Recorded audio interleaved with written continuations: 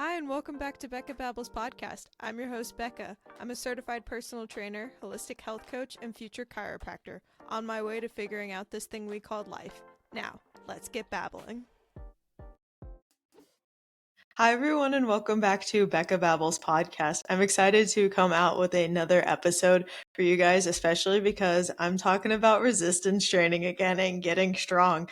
I know with the new year and just like people in general, there's more and more studies coming out stating the importance of resistance training and how you should be resistance training and be lifting weights and doing the thing. But yet, I still see people not doing resistance training. Just because you have some sort of weight in your hand doesn't actually mean you're doing resistance training. And I want you guys to get strong. I want you to be independent. I want you to be resilient. And by doing that, you need to have the right type of training. So I know some people will go to like Orange Theory, or they'll see like their favorite influencer have some sort of workout plan, which like is great in theory, but those aren't actually going to give you the results that you want. And I kind of want to just break it down for you and help you figure out what makes a good workout plan, whether you're trying to make one your own, or if you're trying to buy one and you're looking at it and saying like, hey, is this actually something that is going to give me sustainable results and actually going to be beneficial for me? Because when I started out lifting, I was all over the place. So it's totally fine if you are too. I know I had like multiple folders when I first got into resistance training, on like one for leg day, one for back day, one for bis and tris, one for arm day, and all of them. And they kept me active, which was great, but they didn't give me the full benefits of resistance training. And I want you to be getting those full benefits because you're putting in a lot of work. It's hard to go to the gym on your days that you're trying to work out and then feel like you're stopping and you're stalling and you're questioning, what am I doing wrong? And it might just be your program. More than likely, it is probably your program. And the first thing that I don't think a lot of people think about is the type of movement patterns that are within your program. And this comes back to the whole mentality of like, what you don't train, you will lose. And these are basic human movements that you're going to want. Yeah, it's going to be great that they're going to be able to like build your butt or like give you like nice poppin' delts or something like that, or just like whatever you're desiring in your program. But to be completely honest, when you are 80, you're going to want to be able to sit on the toilet and get back up. You're going to want to be able to get out of the car easily without having to like wobble around. And by training these different patterns, these fundamental patterns, you will be able to do that. But if you stop doing those things, like everyday life is great because we're able to like order things and they come to our house, and that's great. But then it keeps us from doing all these different movements that we were meant to be doing as adults. We do them as a child sometimes. Honestly, it's kind of concerning about how many children are like not doing these movements anymore because like recess is only like 30 minutes to an hour, which is kind of sad. But we need to be doing these different movements. So I'm going to give you the movements that you need to have in your program. And the first one, I feel like this one's like the most essential, is squatting. So back to that like getting up and down off the toilet, that's squatting. Being able to get out of your car, that's squatting. You're squatting every single day. But the thing is that if you're not training to get into a at least minimum a parallel squat, you're just missing out on so many benefits that the squat can be giving you. It's okay, you don't have to get like all the way down to an ass to grass squat. That's not what I'm asking for here. All you need to do is at least get to parallel, and you will be experiencing the benefits that you need from a squat. So if you're looking at a workout program and you're saying like, okay, do they have a squat in here? This could be a barbell squat. This could be a goblet squat. It could also be a sumo squat, some sort of variation of a squat so that you're building strength within that pattern.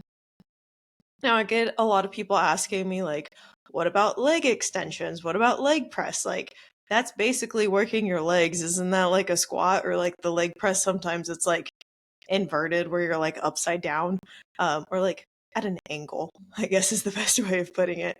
But they ask me, like, is that okay? And I would argue, no, it's not the same. Now, are there like benefits to doing leg extensions and leg press? Yeah, sure. Let's say you're doing some more like hypertrophy work and you want to get more of a pump in there, or you're like able to do more accessory work in your workout. That's great. Put in some leg extensions, put in some leg presses if you feel like it.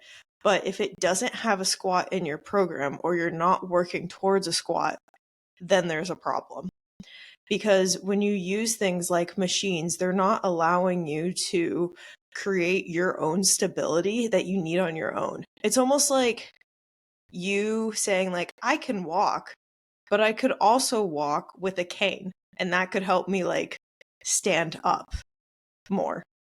I don't like that analogy because you would be hunched over, but we'll take that part away. But it's just you're adding some sort of assistance instead of being more independent. And the main focus here is like if we want to still be moving better and functionally when we're older, then we're going to have to do all the things with minimal assistance as possible. So that would be my argument with the leg extension and leg press. They're not bad. It's just they're not a fundamental movement that you want to be working on. Another example that I just realized that I forgot to throw in there were front squats. And the reason why I remember that was because that's the one that I neglect a lot. So I might be putting that in my program once I start a new phase in my cycle. But the next pattern that you're going to want to be looking at is if it has some sort of hinging movement. And this one is going to be like your Romanian deadlifts, your sumo deadlifts, your good mornings, your single leg deadlifts. And when you're thinking about a hinge versus a squat, think about pushing your pockets to the back of the wall. It's not a squatting pattern, it's a hinging pattern. So when you're trying to do a deadlift or an RDL, you're trying to push your back pockets to the wall and keep a straight spine. Hinging movements are great for building the glutes, great for building the hamstrings, great for like core stabilization. Honestly, all of these are great for core stabilization, but especially those like hinging movements, they're great because it's keeping you in that straight spine and you're not rounding at the spine. The next pattern would be a pushing pattern. So these would be things like push-ups, bench press, overhead press. And the biggest thing with this is making sure you're getting that full range of motion.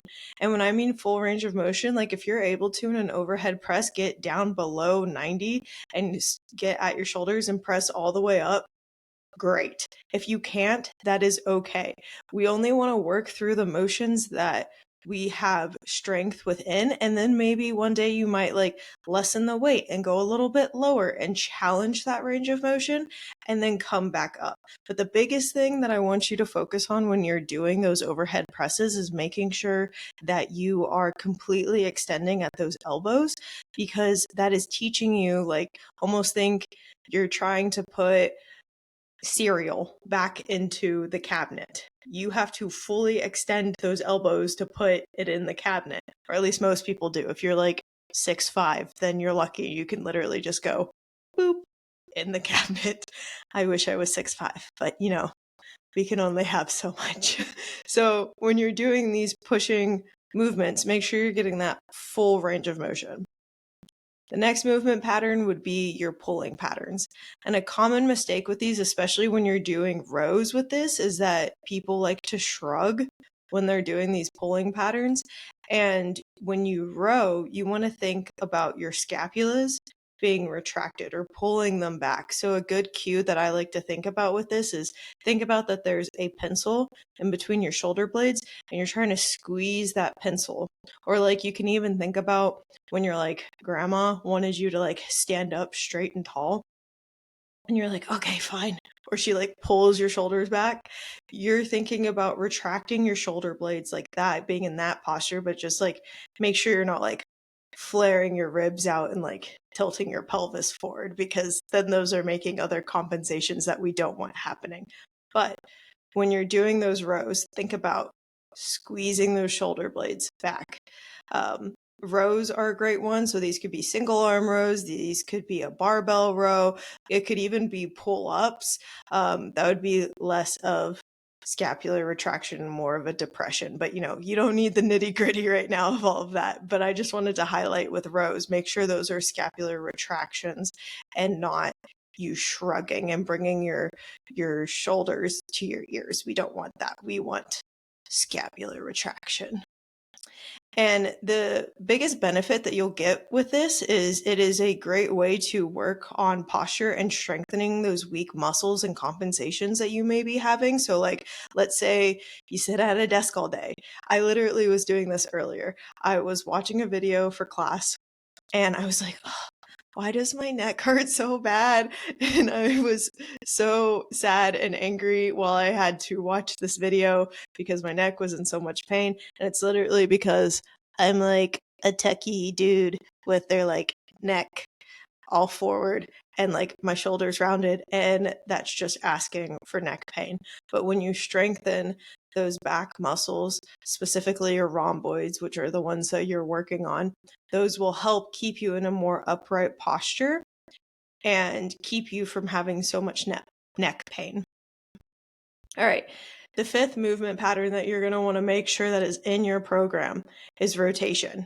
So anything where you're coming across your body, that would be considered a rotation exercise. So these would be things like cable chops, windmills, Russian twists. Those are all rotation exercises. Typically, if you're doing some sort of sport like basketball, soccer, tennis, you're typically getting in some sort of rotation. So let's say there isn't rotation in your program, but you're doing sports outside of it, then you're probably getting in rotation. But rotation, like building strength in rotation, is key for things like running, walking, or even think about like that person who, or this could have happened to you, where you were driving in your car and then you went to turn behind you to go grab something and then you pulled something. It's probably because you didn't build that strength and mobility in rotation. So you pull something when you go to reach for something in your back seat. So you want to make sure that you're strong and mobile in rotation. And to do that, you have to have that in your program.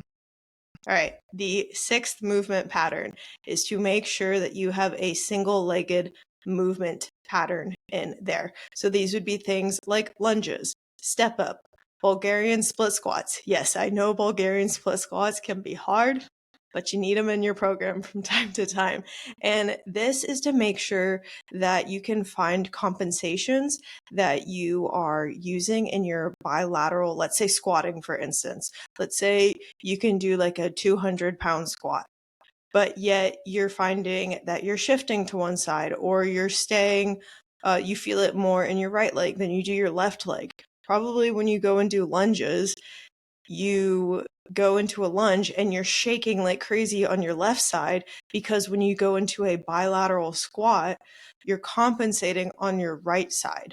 But if you work on those single-legged movements, you're able to strengthen the one particular side or one limb that you're working on. So then when you go back to your bilateral movements, you'll be even stronger because you're working on the nitty-gritty parts of other movements to then translate into those big movements that make you feel super powerful, like a squat or a deadlift. So even though sometimes they're not as fun, they are still important. So make sure you have those single-legged movements in your workout. Now this next one, I wanted to throw in as like a bonus. You don't technically have to have it in here because like you'll get it from working with like barbells or dumbbells. But I still think it's important to work outside of it, because not only will this movement pattern help with strengthening your hands. I'm like teasing this movement pattern so much right now, but it will strengthen your hands, but it'll also help with core strength in general. And that is having some sort of carry. It's actually been shown that grip strength will predict overall health outcomes. So you're not going to want to skip out on this. I actually found a really cool study that showed that grip strength not only predicted all-cause mortality, but it also predicted cardiovascular mortality, non-cardiovascular mortality, which I honestly don't know what that is. I feel like it's everything else besides cardiovascular mortality, but it's more stuff that they said that it benefited. And then it also showed the cardiovascular disease occurrence that you may have due to your grip strength and your possibility for a stroke. So that's crazy.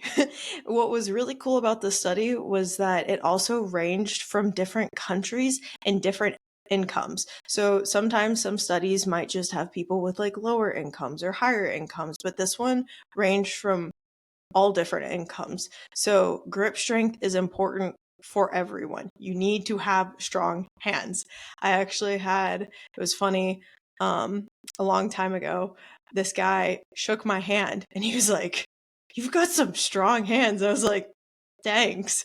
And then he proceeded to then tell his friends, they're like, "Man, she's got some strong hands. She's got some like callousy hands." I was like, I don't know if this is a compliment or not, but I'm going to take it as one.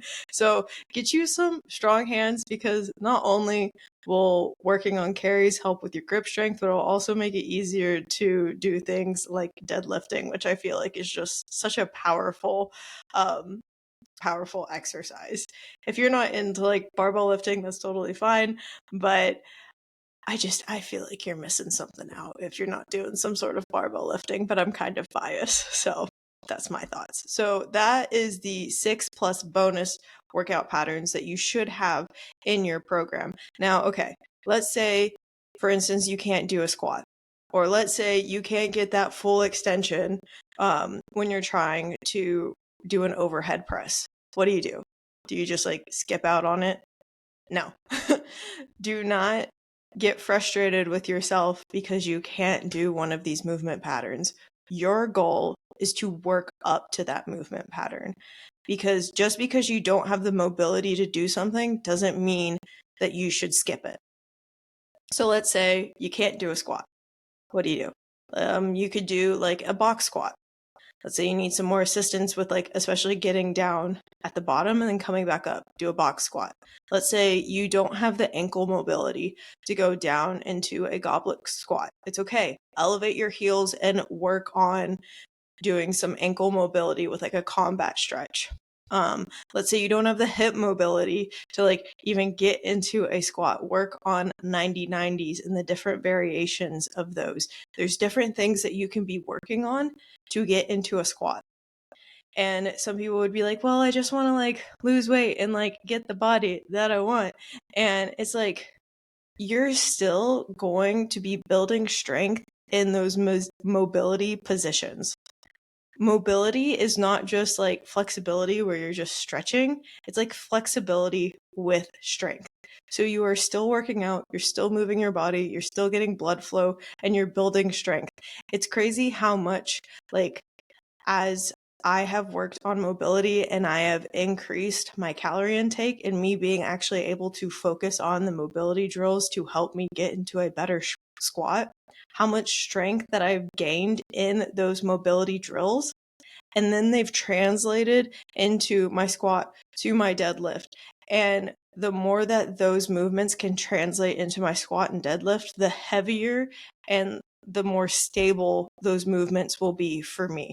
So just because you can't do a movement doesn't mean that you should just take it out of your repertoire of doing things, because like if you do, then you're going to be doing those movements less and less and less. So like, let's say you can't fully extend your elbows.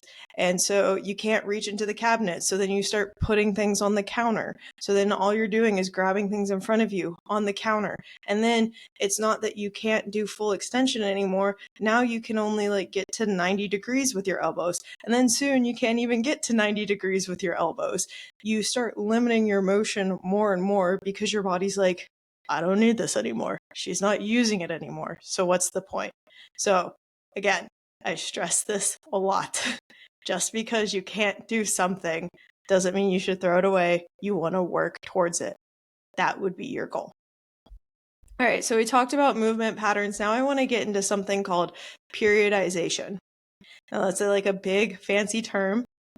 And all it's meaning is that you want to change the different phases of you want to have different phases in your training, but you also want to have some sort of progressive overload. So typically there's like 3 different types of phases. There's a strength phase, there's a hypertrophy phase, and then there's an endurance phase. But then within each of those phases, there's going to be like different sort of rep ranges that you're doing.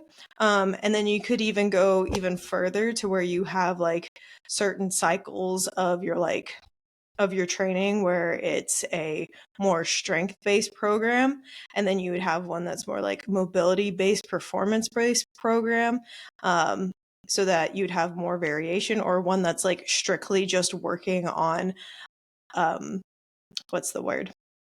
Like unilateral movement, where you're only doing like lunges, step ups, single arm movements. So that would be like a bigger picture of a periodization, but within one single program. Typically, you should try and find some sort of strength phase, some sort of hypertrophy phase, and some sort of endurance phase. Now, for all of you that do Orange Theory or F45 or some sort of group class, or those like Pilates classes with the like, I don't even know what they are. They kind of look like torture devices, not gonna lie. But whatever, it's not a recliner. Yeah, I have no idea what it's called. But anyways, for all of you that do those sort of classes, this is the thing that is missing in those classes. You can't progressively overload.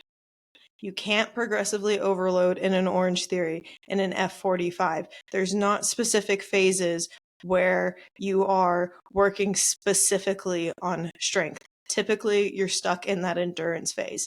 Now, I'm not saying that your Orange Theory and your F45 are bad. They're great ways to get in physical activity, bonding with friends. So, like, if you enjoy doing it, go and do your like F45 and Orange Theory and get your sweat on. But I don't want it to be your foundation program, especially if you're working on things like fat loss or muscle gain or even like hormonal balance.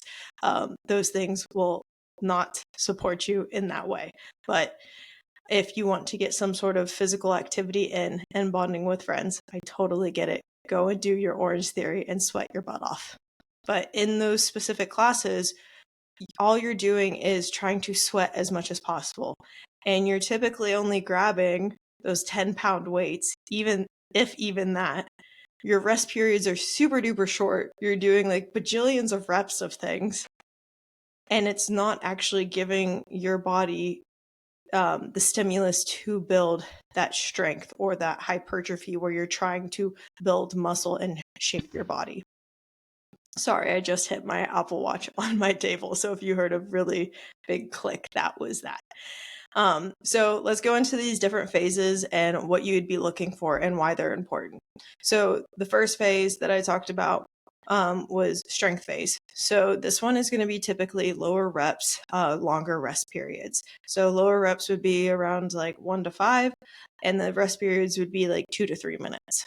And why would you want to do this? Why would you want to be resting for this long? I used to hate this phase because I didn't want to rest for this long. The importance of this phase is for your body's ability to like feel powerful and build actual grinding strength. But the way to do that is you have to tap into your ATP storage instead of like your glycogen stores. We want to only go after ATP in this phase, and that only lasts for about like 1 to 5 seconds. It's a quick burst. So if you're trying to do 12 to 15 reps, you're not going to be you'll tap into your ATP stores, but you're mostly just tapping into your glycogen stores. And we're trying to organize the CNS, your central nervous system, to produce strength. And you're going to need this. And like, let's say you were, I don't know, I always think of the like instance of like the mama bear situation where something happens to the child and she needs to like sprint for the child, or like there's some sort of like car issue and she has to like flip the car over and everyone's like, oh my goodness, and she ends up like pulling something afterwards, but she like saves her child. Maybe if she was working on her strength and actually building up strength for that, maybe she wouldn't have pulled something. But if you don't work on the strength, you can't get that grinding sort of feeling. Also, for the people who are like constantly stuck in hypertrophy, you feel that pump, but then it kind of feels like you deflate a little bit after you work out. In this phase, I feel like it really builds that muscle that like stays. You'll look at the person, you're like, they work out. That's what happens when you are building muscle within a strength phase. Now, if you're struggling with those long rest periods, what I did was like listen to an audiobook, listen to a podcast. My podcast, or like Mind Pump's podcast, would be a great podcast to listen to while you're like on the elliptical, or while you're working out. I know I just threw an elliptical, but even though we're talking about strength phase, but whenever you're working out, just put me in your ears. It'll be great. And then maybe you'll be able to go heavier because you're actually taking the rest that you need. So enough about the strength phase. It's kind of my favorite one. And I'll go into the next one, which is the hypertrophy phase, which would be more of like medium reps, medium rest. So medium. That would be like an 8 to 12 reps and then a 1 minute rest. And this is where you're going to get like maximal muscle growth and have that sort of pump phase, like the bodybuilder workouts that you hear about all the time, where they're like, oh, you need to like lift 8 to 12 to like get hypertrophy. And that's my like variation of a bodybuilder's voice, I guess. And that's where you're going to get that like real pump. Now make sure you're hydrated and you're eating enough so you can actually get that pump. But this is where you're really going to try and connect to those muscles so you can get that max muscle growth. Now, the endurance phase, this is going to be where you have those high reps, short rest periods. So this is going to be like 12 to 15 reps and like 30 to 45 seconds. Oof, when I would do squats for 15 reps with a 30-second rest, I probably was doing more 45 seconds because I was like, I need as much rest as possible. Those are tough. So good luck with those. I wish you the best, but all aside, joking, this is important to build your capacity. I used to love this phase just because I wanted the sweat. I wanted the burn. And I constantly thought that the more that I sweat, the more that I burn, the more that I do, the more calorie burn that I'd be expending. But actually, when you're lifting weights, when you are doing honestly any sort of workout, even walking, running, you're not burning that much throughout your whole entire day. That's going to be more what's called your BMR, your basal metabolic rate. And that comes from making sure you are fueling yourself enough, sleeping well, and making sure that you're not stuck in like 1,200 calorie diets. I would totally go on a rant right now because on Instagram, I've been seeing reels where girls are like, what I did for a month eating 1,000 calories. Please, please, please do not do that. Your hormones will be very angry and you will be a very angry person. So don't do that. Whatever they look like, don't do that. So making sure that you are eating enough will actually keep your BMR high. It's not going to come from your workout. So even though you're doing high reps, you're sweating a lot and you feel like you're doing a lot, that's not what this phase is for. This is for building your capacity so that when you get to that strength phase or that hypertrophy phase, that you don't burn out. You need the capacity to work harder in those other phases. So even though it's not my favorite anymore, I still do it because I know it's going to benefit me in those other phases. All right, so now I've gone through the 6 movement patterns that you need to have, and then having periodization. The last thing that I want to talk about is making sure that your program has the adequate rest and recovery. Now, rest is where the magic happens. Overtraining won't get you there any faster. I feel like so many people, they start working out or they ask me, they're like, how do I build a workout plan? Where should I start? I feel like I should go like 7 days a week or 5 days a week. And I'm like, what were you doing before? If you've like never worked out, or it's been like a year or 2 months or like a half a year since you've worked out, it's going to take some time to build that habit up again. And we want to make sure that you're building a realistic schedule so you can actually stick to it. Like, let's build up some wins. You can always add on later. It's like running out the gates with all of this momentum and excitement. Like, that's great. But that's right now. That's not going to be you in 3 months where you're like, I really just want to stay in bed and I don't want to go to the gym. And it's really hard to like lift some weights right now.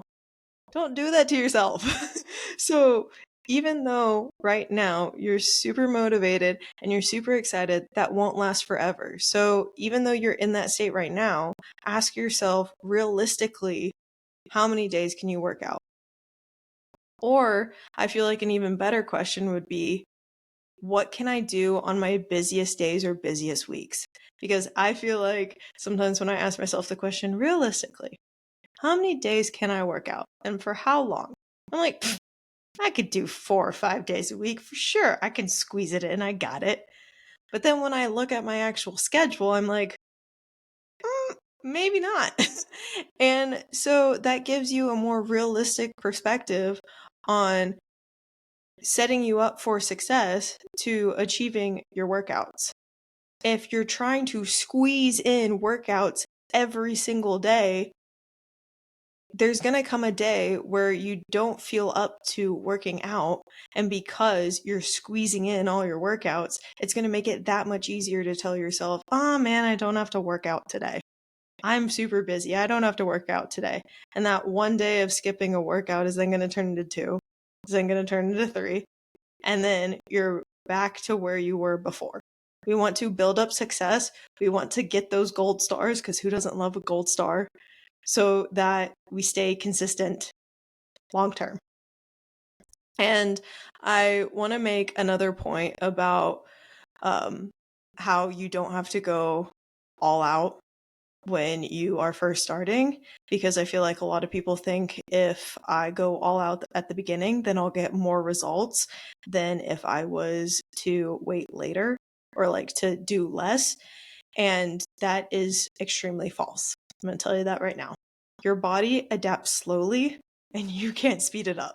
As much as we want to be able to pack on a ton of muscle or lose the weight as fast as possible, that's not how your body works. Your body's like that person that you know who's kind of like standoffish. You're like, I kind of want to be your friend, but I'm not really sure. I don't really trust you very much, so I'm not going to totally let you in, but maybe I will, and I'm not ready yet. Today I feel a little bit more ready. I'll maybe tell you what my favorite color is. And then finally they start opening up a little bit more, and then you become like best buds forever. That's how your body works. It slowly starts adapting to things. So when you're first starting to strength train and do resistance training, the initial strength gains are going to come from your nervous system responding to that load. It's going to be like, oh, okay, we got to be ready for like increased load, but it's just your central nervous system. And then you keep strength training. And it's like, oh, this is a thing that we actually have to get used to. So then your body starts like organizing itself with its motor units and like synchronizing itself and like building together. It's like, okay, this is a thing that we're getting used to and we're doing it more and more. So I got to get used to this. And then from there, you'll start seeing more strength gains, because it's like, okay, we got to get stronger because we're consistently adding more and more load and I don't want to break down. And then you'll find that your coordination gets a little bit better with these movements too, and you're less like a giraffe floating around everywhere when you're working out and shaking all the time. And then hypertrophy happens. Then that muscle growth happens. And that will typically take around like 4 to 6 weeks, typically, if you're a newbie. So even though you think more right now is better to get to your results, that's actually false. Slow and steady actually does win the race. And there was a really cool study about how like different tissues recover differently and respond to different sorts of load. I actually, within it, it talks about how the soleus needs more endurance. So that's why you want to do those endurance phases, because your soleus, which is like a muscle in your calf, responds more to endurance than it does hypertrophy and strength. But it also just talked about how like muscles recover faster than tendons. And I was actually listening to Mind Pump, and Adam, one of the co-hosts, he was talking about how he was getting back into training and he was building muscle so fast because he'd built muscle before. And so he kept adding on more and more weight and his muscles were ready for it. But then he pulled a tendon and those tendons weren't ready. So when you're getting back into exercise, or maybe you're new to it in general, it's okay to go slow, because yes, your muscles may be ready for it, but your tendons might not. And then you end up pulling a tendon, and then again, you're back where you started. So go slow. My professor, he says like slow cooking your muscles. You want to slowly cook your muscles. That's what you want to do. You want to do a nice like crock pot roast, where it's like nice and crispy on the top. That's what you want. That's how you want to build your muscles. Because if you slowly progress, that will keep you from having any injuries. And then also it will keep you building sustainable habits. Now, with the rest and recovery days, I know a lot of people are like, what about like, do I do active recovery days? Should I move? Should I just sit on the couch? Whatnot? I would say you should be walking every day. We are so sedentary throughout our days. Getting at least 8 to 10,000 steps a day is ideal, but you could do walking, you could do yoga, you could do stretching, you could do dancing, whatever keeps your body moving and flowing and is fun for you. Because I am a big gym buff, as you can tell. That's why I'm a personal trainer. That's why I like to lift heavy things, but not everyone's that way, and that is okay. You can do other things like yoga or hiking that excite you, or playing pickleball. But again, by having some sort of resistance training, which you've probably already heard from, that's why you're listening to this, to figure out how to make a good program. By having resistance training, that's going to make you be able to stay in pickleball longer without some sort of injury. So make sure you have enough recovery so that all your tissues are recovering, and so that you can realistically stick to a schedule. So I hope this episode helped you pick the right workout program or create your own by having those 6 key movement patterns and having periodization and allowing you to fit your workout within your lifestyle that is realistic for you. If you have any sort of questions, please reach out to me on Instagram at Becca and Wellness, or email me at BeccaBabblesPodcast@gmail.com. And with all that being said, I can't wait to babble with you next time. Thank you so much for listening to this episode of Becca Babbles Podcast. If you enjoyed this episode, the best thing that you can do is leave a 5-star rating and review on Apple Podcast, Spotify, or any other listening platform of your choosing. If you want to learn more about me, you can do that by following me on Instagram at Becca and Wellness, or by checking out my blog, freebies, offers, and newsletter on my website at beccaandwellness.com. If you want to share the love of the podcast, you can do that by taking a screenshot and sharing it on social media and tagging me and the podcast at Becca and Wellness and using the hashtag Becca Babbles Podcast. I hope you have a great rest of your day, and I can't wait to babble with you next time.